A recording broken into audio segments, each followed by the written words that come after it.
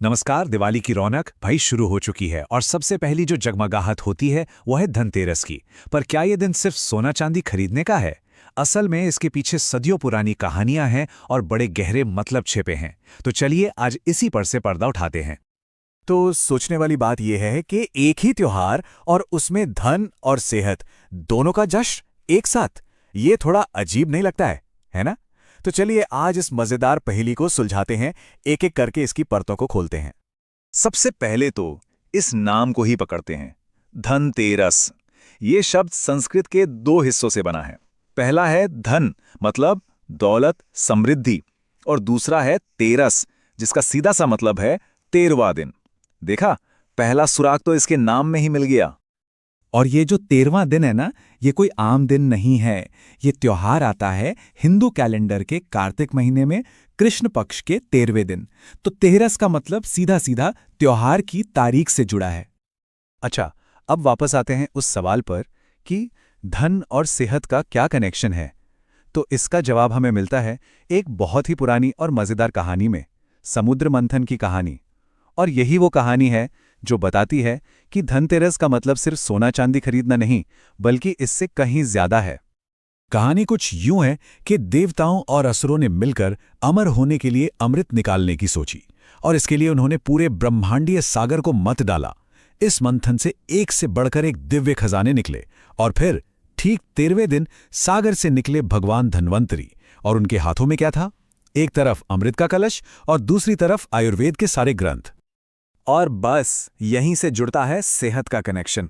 धनतेरस असल में आयुर्वेद के जनक, मतलब देवताओं के डॉक्टर भगवान धन्वंतरी का जन्मदिन है। इसीलिए तो इस दिन लोग अच्छे स्वास्थ्य के लिए, अच्छी सेहत के लिए उनकी पूजा करते हैं। तो ये तो हुई सेहत की बात। अब आते हैं दूसरी कहानी पर। यह कहानी है लंबी उम्र, समझदारी और सुरक्षा की। और ये बड़ी कमाल की कहानी है कि कैसे रोशनी ने मौत को भी धोखा दे दिया। हुआ यूं कि राजा हिम का एक बेटा था 16 साल का, और उसकी कुंडली में एक बहुत ही डरावनी भविष्यवाणी थी। लिखा था कि शादी के ठीक चौथे दिन सांप के काटने से उसकी मौत हो जाएगी। सोचिए जरा, पूरे राज्य ने कैसी चिंता फैल गई होगी। लेकिन उस राजकुमार की जो नई नई शादी हुई थी, उसकी पत्नी बहुत समझदार थी। उसने हार नहीं मानी। उसने एक प्लान बनाया। उसने क्या किया कि अपने सारे सोने चांदी के गहने, सिक्के, सब कुछ कमरे के दरवाजे पर इकट्ठा करके एक ढेर लगा दिया, और चारों तरफ इतने दिए जलाए कि कोई गिनती ही नहीं। अब होना क्या था? जब मृत्यु के देवता यम एक सांप का रूप लेकर राजकुमार के प्राण लेने पहुंचे, तो दरवाजे पर उन गहनों और दियों की इतनी तेज चमक थी, इतनी चकाचौंध थी कि उनकी आंखें ही नहीं खुली। वो बेचारे अंदर जा ही नहीं पाए और उन्हें खाली हाथ लौटना पड़ा। मतलब एक छोटी सी समझदारी भरी योजना ने किस्मत को भी पलट दिया। तो ये तो हो गई पुरानी कहानियां, पर सवाल ये है कि इनका आज से क्या लेना देना?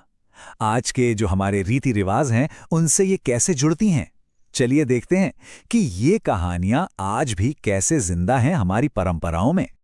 ये कनेक्शन बड़ा मजेदार है। देखिए, कहानी में क्या हुआ। सोने चांदी के ढेर ने राजकुमार की जान बचाई, और आज हम क्या करते हैं? हम सोना चांदी खरीदते हैं, इसे सुरक्षा और गुड लक का प्रतीक मानकर। है ना सीधा कनेक्शन? और ठीक वैसे ही कहानी में दियों की रोशनी ने यमराज को रोक दिया, और आज हम भी अपने घरों में दिए जलाते हैं, ये मानकर कि इससे बुराई दूर रहेगी और घर में सबकी उम्रें लंबी होगी। तो आज के दिन धनतेरस कैसे मनाया जाता है?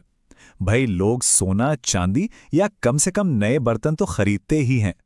घरों और दफ्तरों की एकदम बढ़िया वाली साफ सफाई होती है ताकि पॉजिटिव एनर्जी आए।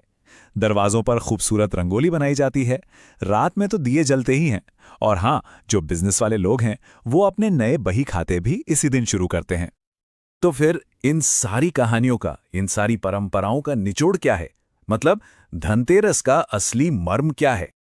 चलिए एक नजर में फटाफट सब कुछ समझ लेते हैं। धनतेरस है दिवाली का पहला दिन। पूजा किसकी होती है? भगवान धन्वंतरी, मां लक्ष्मी, कुबेर और यम की। इसका मतलब क्या है?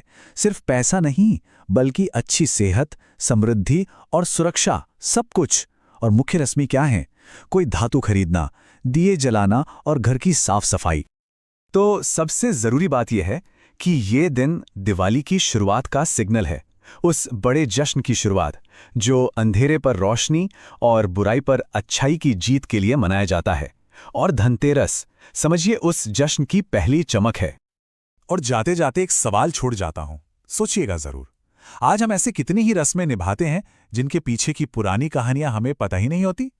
धनतेरस हमें यही तो याद दिलाता है कि हमारी हर परंपरा की जड़ें कितनी गहरी हैं।